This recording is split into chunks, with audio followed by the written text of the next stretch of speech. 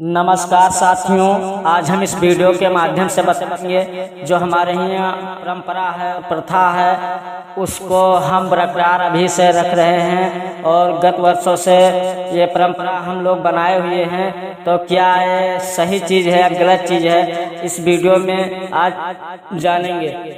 आज अंधविश्वास के कारण न जाने कितनी मूढ़ मान्यताएं चली आ रही हैं जिनका हमें भान भी नहीं है।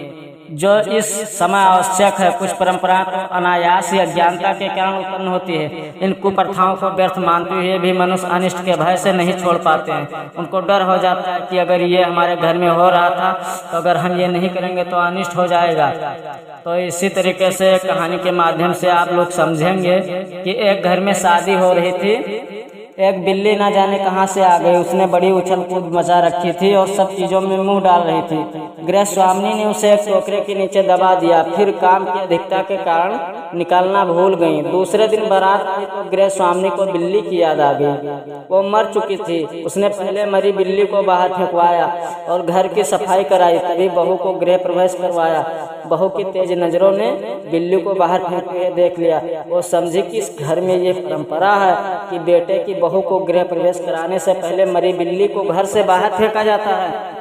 समय बीतने पर भी उसे ये बात याद रही और जब उसने बेटे की शादी हुई और अपने बहू को लाया अपने घर पर तो उसने सबसे पहले बिल्ली को पकड़वाकर टोकरे में दबाया। फिर उसके मर जाने पर घर से बाहर फेंकवाया। तब अपने बेटे की बहू का गृह प्रवेश करवाया। अतः यह सब मूल परंपरा है, बिना जाने समझे ही हम उसको मानते चला आ रहे हैं। और एक ऐसी है कहानी और बता रहे हैं ताकि आप लोगों को भरपूर अधिकता मात्रा में समझ में आए। एक पंडित जी के पड़ोस में एक गधा रहता था। जब पूजा के समय पंडित जी शंख बजाते तो गधा भी चिल्लाने लगता। एक दिन पता चला कि गधा मर गया है। सो पंडित जी ने उसकी स्मृति यानी उसकी याद में बाल मुड़वा दिए। शाम को बनिया के दुकान पर सौदा लेने गए। बनिया को जिज्ञासा हुई जानने की कि महाराज ये सिर क्यों मुड़वा लिए हैं, कैसे हुआ? तो उसने पंडित जी ने कहा, अरे भाई शंखराज की यह लीला समाप्त हो गई। मतलब उन्हें वो जो गधा था और शंख की आवाज में बोलता था जब शंख बजती थी तो उसको शंखराज कहते थे पंडित जी। तो समाप्त हो गया। तो बनिया पंडित का जजमान था, उसने भी अपना सिर घुटा लिया। बात जहां फैलती गई लोग अपने सिर घुटाते रहे। एक सिपाही बनिए कि यहाँ आया, उसने तमाम गांव वालों को सिर मुड़ाते देखा। पता चला कि शंखराज जी महाराज नहीं रहे।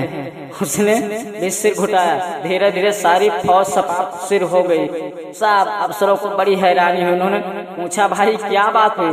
पता लगाते लगाते पंडित जी के मकान तक पहुंचे और जब मालूम हुआ कि शंखराज कोई गधा था तो मारे शर्म के सबके चेहरे झुक गए। आज हमारे समाज में इस प्रकार के अंधविश्वास की भरमार है।